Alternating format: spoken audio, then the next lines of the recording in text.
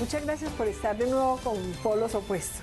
Pues por fin podemos hablar de un tema distinto, elecciones, porque estábamos hasta aquí, ¿no? Ya tenemos resultados y queremos hablar hoy de economía, porque el otro tema muy importante también es el tema de la paz, ¿no? ¿Cómo lo ven? Andando ahí a tumbos, pero andando. Y está influyendo el proceso de paz en la economía para expectativas positivas, o la incertidumbre hace daño.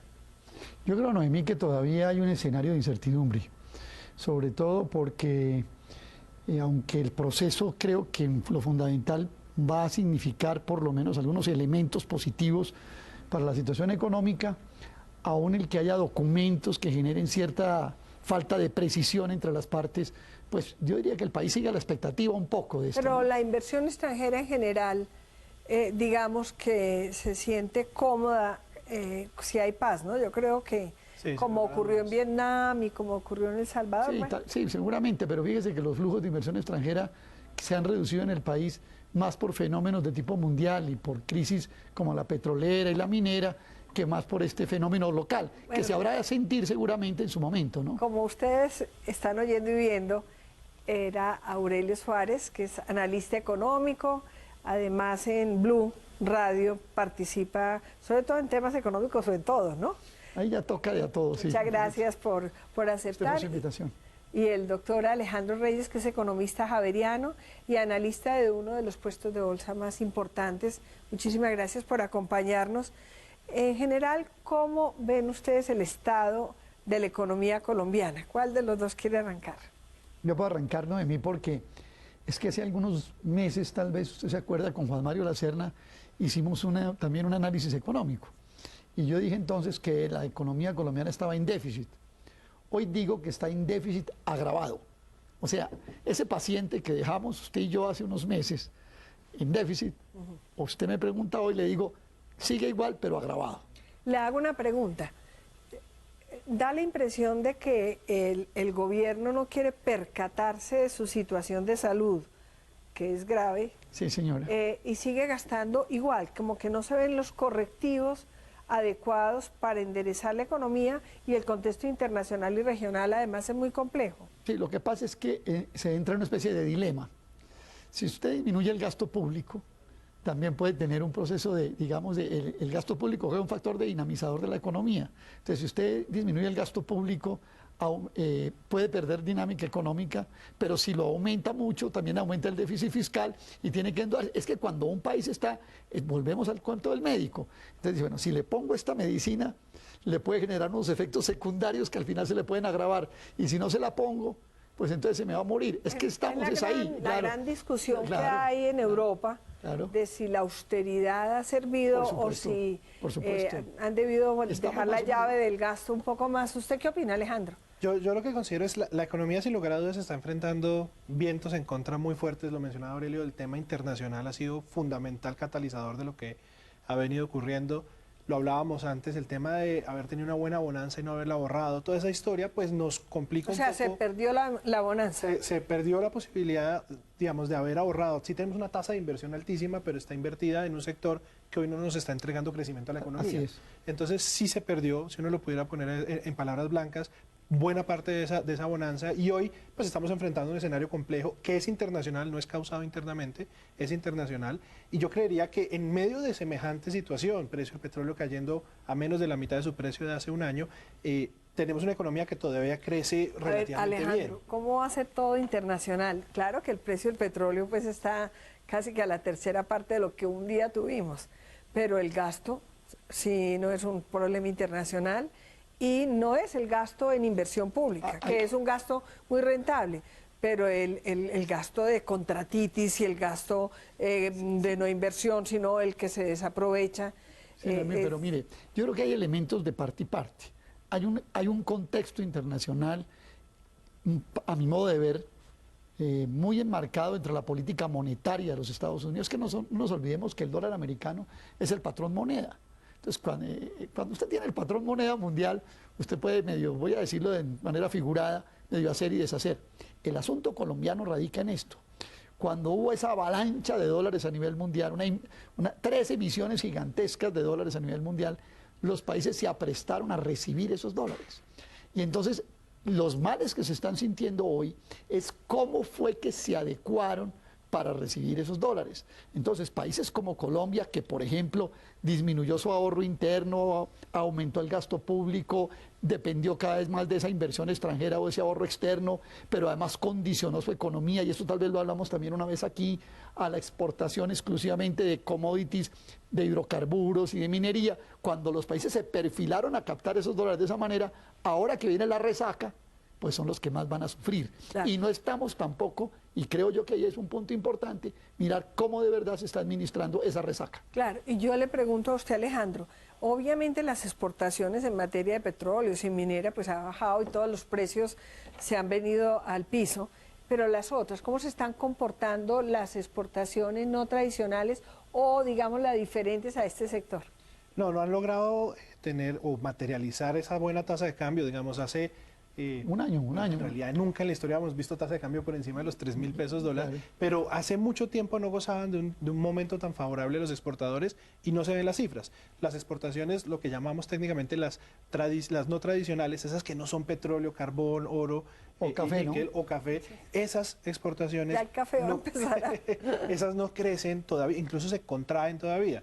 Yo creo que el fenómeno que hubo en Colombia es una apreciación, hablemosla, una apreciación de 12 años casi que continuos, te lleva a que el empresariado colombiano haya cambiado el modo de operar, de producir, de crear producción, a comercializar importación. Y eso hace que cuando tengamos los buenos momentos de tasa de cambio, nos cueste trabajo prender la máquina exportadora. No faltaron políticas que uno empieza a ver que ya la ministra pues las está teniendo, pero no faltó que se estimulara la productividad. Usted sí vio políticas que... No importa el tema monetario. Nos embelezamos, como lo mencionaban, en una abundante liquidez, y entonces no era preocupante porque había plata y había cómo gastar. Pero no había industria. Nos embelezamos, exacto, pero teníamos cómo gastar el colombiano de a pie, entonces no nos preocupaba que la industria no creciera. Pero también nos embelezamos mucho en la idea de que el gobierno estaba recibiendo muy buenos réditos de los productos que exportaba. Petróleo, el que gana las regalías del petróleo, el que gana en realidad los dólares del petróleo, pues es la empresa petrolera, que es la que se lleva el grueso, y el gobierno. Entonces el gobierno nunca se pellizcó en realidad en los últimos 10 años, en realidad incluso más, si uno se va más para atrás, en una política industrial. Alejandro, y el tema de la inversión extranjera se está viendo muy afectado. Es decir, siendo que está mucho más barata las empresas, mucho más ya con los precios de la realidad.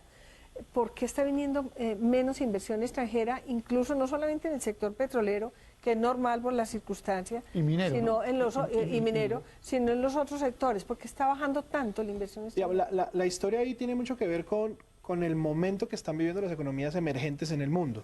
Entonces, la mayoría de economías emergentes, entre esas Colombia, pues están viendo que su comportamiento tsunámico hacia adelante va a ser menos fuerte de lo que era hace unos años. Si yo soy un empresario, puede que a mí me regalen el negocio, pero si yo sé que no le voy a poder sacar dinero, para mí se convierte en un gasto, en una inversión. Entonces eso hace que se limite. Hay sectores que sí se han favorecido. En comercio y en hoteles, en turismo particularmente, ha habido crecimiento en la inversión. Sí, pero es por el tema de los privilegios tributarios que se habían dado para 30 y se han mantenido. ¿Qué opinas? Sí, lo que pasa, Noemí, es que un chistecito que hizo el presidente Santos en un debate presidencial, usted se acuerda, de la enfermedad holandesa, como por allá en el año 2006, tal vez, le salió verdad. Sí hubo enfermedad holandesa en Colombia. No fue un resfriado holandés, como dice él, y como lo repitió al unísono la ministra de Comercio, pues que realmente no ha dado pie con bola, como lo voy a mostrar ahora. ¿No le gusta? Pues, ¿cómo voy a aceptar yo que Colombia tenga entre agosto del año 2014 y el año 2015, a pesar de que tenemos divisa a 3.000 pesos, tenemos un déficit comercial de 14.000 millones de dólares? Pero Aurelio, ¿qué iba a poder hacer la ministra por generación espontánea? Y la acaban de nombrar. ¿Cómo iba a poner a hacer industria de la noche a la mañana? La industria se destruyó en Colombia. Recordémosle esto a los colombianos y a los televidentes de todo el mundo internacional que nos está viendo. Colombia importa el 30% de sus alimentos e importa el 25% de sus materias primas industriales. Entonces, una devaluación de la naturaleza que hemos visto implica una pérdida de competitividad de la economía enorme. Mire, hoy precisamente, antes de venir al programa, estuve revisando algunas notas, le cuento esto. Colombia acaba de aparecer en el escalafón, en el ranking Doing Business del Banco Mundial, perdiendo puestos en competitividad. Yo también lo vi, me dio mucho pesar. Claro, porque el país no ha podido reaccionar frente a este nuevo contexto internacional. Y yo realmente le digo que no le veo a la ministra reflejos. No le veo que, o sea, es como que usted, cuando uno va donde el médico, que le dan aquí cuando usted le entregan tiene el muerto, pues ya sí. No tiene reflejos la ministra de Comercio. Yo creo que el país no está reaccionando positivamente para esto. Entonces nos dicen mil cosas, y es que no, nos vamos a volver unas fieras en call centers. No. El país no puede vivir de call centers. El país tiene que recuperar su agricultura y su industria. Y nos porfiamos mucho, perdóneme, en los TLC, que eso iba a ser la panacea, que eso nos iba a resolver. Y le cuento una cosa, de los 5 países con los que Colombia tiene más déficit comercial hoy, excepto China, con todos tenemos déficit, tenemos bueno, TLC. Con China no tenemos TLC, pero el déficit ha crecido tremendamente excepto de las China, exportaciones. con los demás países que tenemos TLC. O sea que aquí también hay un cuestionamiento, ¿para qué nos sirvieron los TLC? ¿Qué se dejó de hacer? ¿Qué pasó en estos últimos 7 u 8 años? Sin TLC? Ese es un debate que un día usted invite a yo más bien le digo una cosa, la agenda interna famosa, ¿qué se hizo? La plata no se gastó tampoco en la agenda interna. No cogimos la riqueza de abajo y la sembramos arriba. Se esfumó en el paso de abajo para arriba. Ahí se esfumó la riqueza. Vamos a hacer una pausa y continuamos, que este es un tema tan complejo y desafortunadamente tan difícil hoy en el país.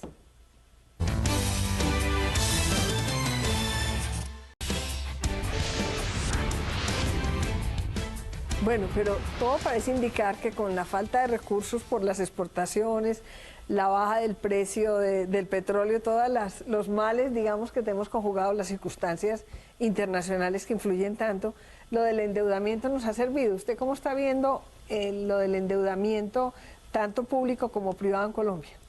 Pues yo creo que veníamos haciendo una tarea muy buena en Colombia de los diferentes frentes, especialmente el tema privado venía haciendo una tarea formidable, donde habíamos logrado bajar el endeudamiento y nos permitía apalancar unos costos de endeudamiento menores, por eso nos mejoraron la calificación y eso hacía un círculo virtuoso en la tenemos economía. triple B. Hoy en día estamos en triple B, correcto.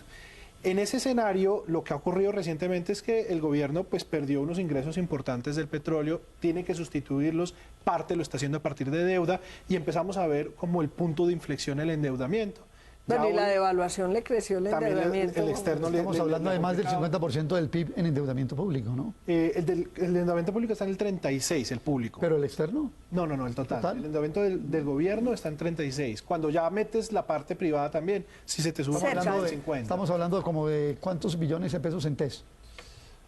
Pues cuando cuentas, claro, eso son casi 180 billones de pesos. Más súmele 66 mil millones de dólares en endeudamiento externo y te da el 50% del Nos acercamos al 50%. Correcto. ¿Y a usted le parece prudente ese endeudamiento? Pues yo creo que, digamos, todavía no es un tema crítico, pero sí se empieza a acercar a umbrales que se revisan con ojo crítico en el exterior. El umbral del 40% en ese endeudamiento que estamos hablando, el 40% es un umbral importante. ¿Un poco más alto del 40%, doctor Alejandro?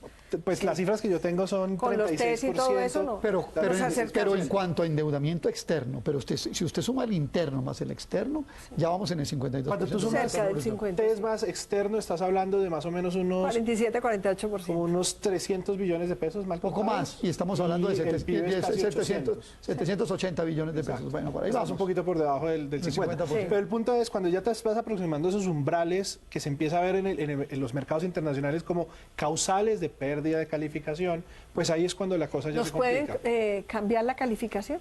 Yo creo que está sobre la mesa la posibilidad, lo hablaba en estos días Standard & Poor's, ahí es muy importante que el gobierno se muestre muy firme con sus compromisos fiscales.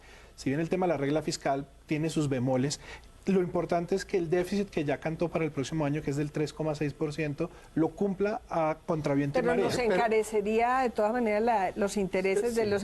Y otra pregunta, pero es una trampita en el endeudamiento. Lo de las vigencias futuras, claro, exactamente. Es que el gobierno, una cosa son los TES y otra cosa son los bonos que vendan en el exterior, los bonos yanquis, en fin, y los TES. Y otra cosa es que aquí hay un truco que el gobierno está haciendo, son vigencias futuras, son compromisos fiscales que en práctica son deuda a futuro que se están girando desde hoy. Sí, pero les hago una pregunta a los dos. Fíjese que yo creo que el gobierno sí se tiene que endeudar porque nosotros no podemos mejorar la productividad si no mejoramos la infraestructura, que en buena parte se está haciendo. Se están firmando los contratos, vamos a ver si hacen las carreteras. Bueno, pero es que sin firmar los contratos no se puede pero empezar. Una cosa es firmar pero contratos. yo creo que una cosa Cuando yo veo a las retroexcavadoras, yo he insistido mucho en eso. Sí, Retroexcavadoras, pero sería muy grave que no estuviéramos teniendo recursos como no los tenemos y no tuviéramos capacidad de endeudamiento que todavía tenemos y priváramos al país de infraestructura que nos permitiera tener productividad y crecimiento el día de mañana, porque si no apagamos y vamos. Permítame, es que es un mismo círculo vicioso. Hoy estamos aquí a 27 de octubre del año 2015, ¿cierto? Sí. Hoy solamente 3 proyectos 4G tienen cierre financiero, que son los 3 proyectos de Mario Huertas, que además los tuvo que vender para poder financiarlo. Los demás no tienen todavía cierre financiero. No, pero están en camino. Bueno, pero el camino, bueno, ya vamos con un año en camino, ¿no? Pero ya están bastante cercanos, ya vamos hay pronunciamientos de la banca al respecto. pero además con una cosa, y ustedes no sé si lo sepan, esos contratos se están firmando con cobertura cambiaria. O sea, los que se firmaron con Goldman Sachs para 4G tienen cobertura cambiaria. O sea que si usted los firmó a dólar de 1.900 pesos, el dólar está operando. Pero con usted ya cobertura se fijó cambiaria. en esos contratos, Sí, claro, porque señora. pero los 3 tienen Cobertura cambiaria. Eso es sabido. Los ingenieros colombianos. ¿Pero es sabido o lo ha visto? No, los ingenieros colombianos lo han denunciado. Tienen cobertura cambiaria. Pero ahorita están haciendo unas APPs. ¿Ustedes son amigos de las APPs? Porque yo creo que es... Yo no. Yo sí. ¿Usted no es? ¿Por qué no es? Sí, a ver, dígame. Por los opuestos. Pues claro. A ver, que usted lleva rato sin hablar, doctor Reyes, ¿por qué sí? Y bien interesante. No, definitivamente yo creo que hay Esa más... asociación público-privada para que el esfuerzo privado apalanque el proyecto y sea muy poco o nada lo que ponga el Estado. Es como, y con peajes y como concesiones se pague. Exacto, es un negocio de rentas en el último. Es el gobierno, uno, no tiene la habilidad ni la calidad de los técnicos para hacerlo en este momento, y 2, no tiene los recursos. Entonces le deja la tarea al sector privado, que ha mostrado ser eficiente en la producción de grandes proyectos de infraestructura, y a cambio de eso le garantiza unas rentas por un tiempo Los prolongado. peajes, las concesiones. exacto. ¿Por qué usted no es amigo de las Porque APP? en esa relación beneficio-costo, en general las APP terminan siendo el beneficio para el sector privado y es costo para el Estado. Yo diría que las APP son... ¿Por qué el costo para el- Ya voy a explicarlo. Yo diría que las APP son el ejemplo perfecto de la socialización de las pérdidas o de los costos y de la privatización de las ganancias. Yo voy a ponerle un ejemplo muy sencillo y que usted tiene que ver incluso por ahí con estas tierras. Yo con tierras, ojalá. Voy a contarle. Bueno, cuente a ver. Eso sí me... Vamos a hacer una APP de Cambao a Manizales. Por eso es que le hablo de una tierra que es más o menos cercana a los países. pero que yo tenga, desafortunadamente, de Cambao a no, Manizales. está ilusionando. De Cambao a Manizales vamos a hacer una APP que nos vale 1,7 billones de pesos. Y lo decimos muy alegremente, no, tranquilo, eso se paga con peajes. ¿Con qué tráfico por día se va a pagar eso? ¿Con cuáles Pero carros? es que el tráfico empieza ¿Cuáles carros? cuando ya está la carretera. Es que no se eso usa. es- Si usted calcula. No, claro. porque hay más carreteras, los carros no se van a mover más, Noemí. no, en Tiene que ver México- con problemas de economía, de mercado, No. de relaciones destino-origen. Por favor. Aurelio, los cálculos que Mira. se hacen sobre las carreteras normalmente se subestiman, porque obviamente cuando ya está la carretera, No. pues salen los productos, utiliza la gente, si la economía. pero claro. eso La no es oferta crea su cierto. demanda. Claro, eso exactamente. Eso está refutadísimo, además, esa ley de SAI. ¿sí? Bueno, pero ya que están tan, pues a nosotros, tengo que confesar que yo sí creo que las APPs, como han funcionado en Inglaterra, en Alemania, en España, en tantas partes. Transmilenio es una sí. APP, ¿no? En el fondo. Pero mira, Que Transmilenio no, fracaso no, Bien, hay que ponerle ajustes. Pero ¿qué tal otros sin tasa de Transmilenio? ganancia por encima No, del no sea bienestar tan general. pesimista. Tasa de Aurelio. ganancia por encima del bienestar general. Esa es la ley de las APPs. Bueno, pero les pregunto, si el estado de la economía, pues vemos que lo del endeudamiento, pues estamos llegando a los límites, la inversión extranjera pues disminuyendo, las exportaciones con alarmas rojas, el crecimiento pues con tendencia a que sea, cerraremos en qué, en 2.8, Por debajo del 3, 2.9, por debajo del 3. por debajo del 3. Nosotros estimamos un 3 por ¿Cómo encima. vamos a pagar el posconflicto? Porque esperemos que se firme la paz, no, el acuerdo, porque pues... posacuerdo, el posacuerdo, sí. ¿Cómo vamos a financiar los compromisos que nacen de allí? ¿Ustedes cómo lo ven? ¿El endeudamiento aguanta? ¿Los colombianos tendremos que pagar más impuestos? Que yo creo que acabaríamos con la productividad. A ver, usted, póngase optimista un rato, a ver. No, pues sí, pues cuando a uno le dicen que se van a endeudar y que uno paga después, uno se pone optimista, ¿cierto? Yo no veo más política fiscal en este momento que el endeudamiento. Es más, acuérdense que hace poco, no recuerdo en qué congreso empresarial, tal vez en el de Corredores de Bolsa, no recuerdo, el presidente Santos anunció, bueno, de Acolped, en el de petróleo, dijo, no va a haber reformas tributarias este año. Ya eso está decidido. Este año no se alcanza. Correcto. Entonces, ¿qué es lo que va a pasar? El gobierno tomó una decisión, endeudarse. La lectura que yo tengo es que el gobierno nacional tomó la decisión de endeudarse y al del 2018 le queda el vale. Esa es la lectura que yo estoy teniendo. Pero entonces yo le pregunto a usted, doctor Reyes, si no tenemos recursos porque no se ve de dónde, si estamos en el límite de tributario, es decir, yo encuentro muy asfixiado el sector productivo, con los impuestos, también a los empleados, hasta aquí con el tema de impuestos, ¿cómo vamos, si es por endeudamiento, el tema, cómo vamos a hacer para pagar el endeudamiento? Conflicto. Yo creo que hay primero que pensar... El endeudamiento, el posconflicto, ¿usted cree que se saca? Yo creo que antes de pensar en el posconflicto toca pensar en el ahora. Ahora no tenemos cómo pagar el devenir hacia adelante, más aún con un posconflicto. El gran problema de Colombia en el tema tributario es que las tasas son supremamente altas porque la base sobre la cual recaen los tributos es muy estrecha. Especialmente la economía formal en Colombia es muy pequeña y sobre ella es la que recaen los tributos en Colombia. Entonces eso hace que tengas tasas asfixiantes. Salen las cifras donde el Banco Mundial reporta 75% de la tasa neta, digamos, bruta de impuestos sobre utilidades para las empresas. Pues eso asfixia cualquier negocio que tú quieras montar, ¿cierto? Entonces, ¿qué tienes que hacer tú en la estructura? Sin hablar de posconflicto, tienes que ampliar la base.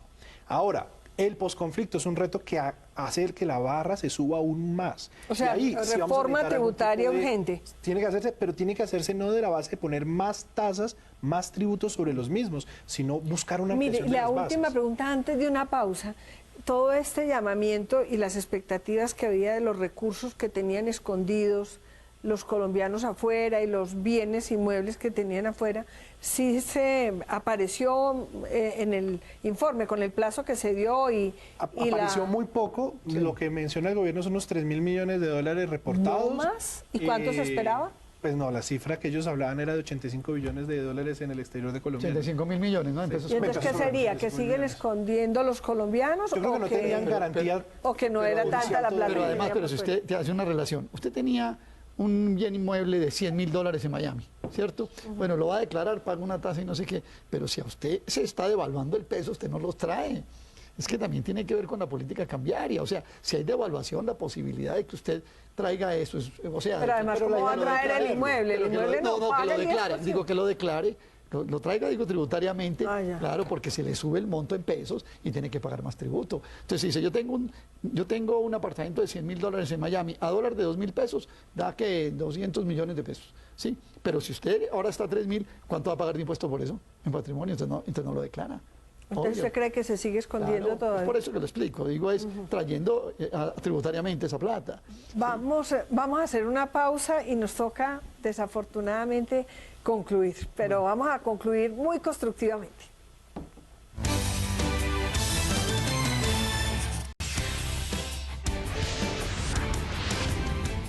Bueno, supongamos que el ministro los llame de Hacienda y les diga, ustedes saben tanto que me tienen que ayudar en esta situación tan compleja que tiene Colombia en términos económicos. Y para allá, no para dentro de 15 años. Aurelio, ¿qué le recomendaría?